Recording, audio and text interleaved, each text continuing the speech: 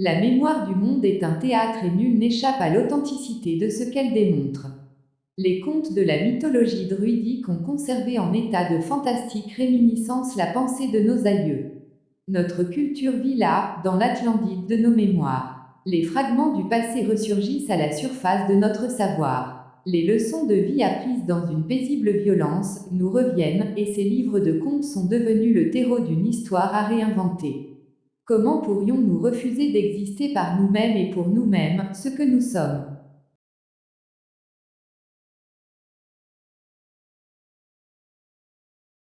Le druidisme a perpétué une tradition depuis les temps les plus reculés, celle de l'alliance avec la Terre et avec l'univers auquel l'humanité a donné son nom.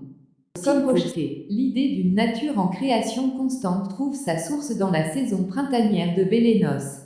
Et cette prolifération chaotique s'équilibre en détruisant ses surplus. Le symbolisme participe de l'échange, les dessins de l'eau. Pour nous, c'est l'eau qui est le vecteur de la vie, et c'est pourquoi elle est le symbole le plus fort des connaissances druidiques. Il faut admirer ce qu'elle produit, s'y fondre et s'y enfouir pour vraiment en discerner toutes ses formes extravagantes, magiques. Les plus petits scintillements sont des diamants au sein d'une verdeur arborée toute fraîche dans ses bonnes grâces. Au milieu de ces formes les plus compliquées, l'humain est différent. C'est cet espace qui nous sépare du reste de la création qui est occupé par des hommes et des femmes hors du co. MMUN, les druides. Ce sont le plus souvent des savants érudits en bon nombre de matières. Ils sanctifient l'extraordinaire potentiel créatif de l'humanité avec ses racines les plus profondes. Celles de la lumière et de l'eau, en comparaison, les chercheurs officiels sont à la dérive, ils creusent elles. Que souvenir là où il n'est plus, est conduit par la malfaisante opiniâtreté institutionnelle. Quelques ramifications de l'ancienne culture gauloise sont encore visibles mais le reste fut englouti par la bêtise de l'obscurantisme. Aujourd'hui, au XXIe siècle, des gens passionnés mettent à jour des vérités de notre passé antique. Il y a partout, autour de la planète, des personnes qui forcent l'admiration par leur ténacité. Ils ont des résultats probants, fruits d'une la passion qui honore grandement la mémoire de leur ANC. Être, actuellement, ce sont des milliers de personnes qui se regroupent pour l'instant en de petits groupes. Ces clairières rassemblent les druidisants de tous bords et de tout courant de pensée. Depuis 10 ans, le druidisme est reconnu comme religion dans certains pays mais il n'est pas que cela. C'est un courant de pensée universellement connu pour être celui de l'esprit du temps. Ce que d'autres appellent Dieu, les philosophes l'appellent poésie du vivant. Les reflets de l'âme sont quelquefois complémentaires lorsque ceux qui les regardent le font en toute bonhomie. Cette poésie du vivant, c'est l'organisation créatrice, c'est la finesse de l'agencement organique le plus convenable à sa survie. Les drogues de l'esprit idéologique n'ont pas leur place dans un monde qui conjugue ses différences et qui ne veut plus de ses différents. Notre époque moderne est celle d'une spiritualité à l'échelle humaine, ce qui intéresse les hommes et les femmes qui parcourent cette voie, c'est ce côté osmotique du druidisme.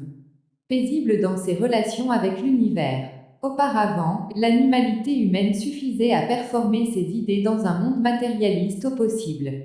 Nous avons évolué, lentement ces dernières 2000 années car c'est dans le refus de la science que nous avons survécu. La science est un des enjeux majeurs du druidisme contemporain, or, la réflexion est toujours d'ordre noble, spirituel.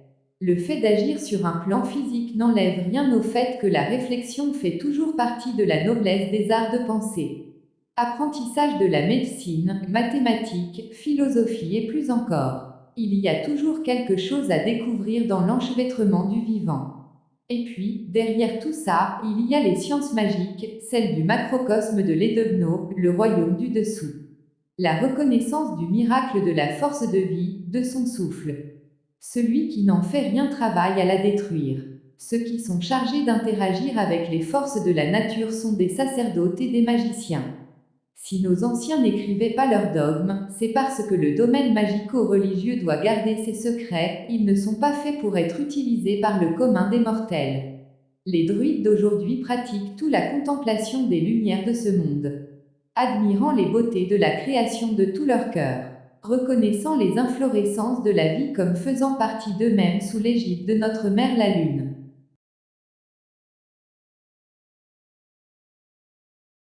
Maintenant, un texte en langue gauloise. Nemalilumi beni uelona incorobuido, nelanmang genil ou apeni temevel lexetsi. Suregenatis ocuprinoptamibisi leteta, mililegumi suante uelomni petamasi papisoreille. Suninit si legilina anmanbe le gizini si axo. Ubeliasun biti emose upilumi atri. Xsi lador cor muana legumizin bella sucette. Sucluyo usedagizamo c'est le uier olonu. Liobil bella sucette régul extumisandi miosetengi papisoreille bella sucette metinguise. Tingi bella sur terre garise l'extumisandi. Toute cette histoire remonte à loin, nous nous en souvenons chaque fois que la lune se lève. Et tant que les nuages auront des reflets, nous serons là pour nous en souvenir, tant que la rosée continuera à scintiller dans l'herbe, le lien qui nous unit au ciel continue d'exister.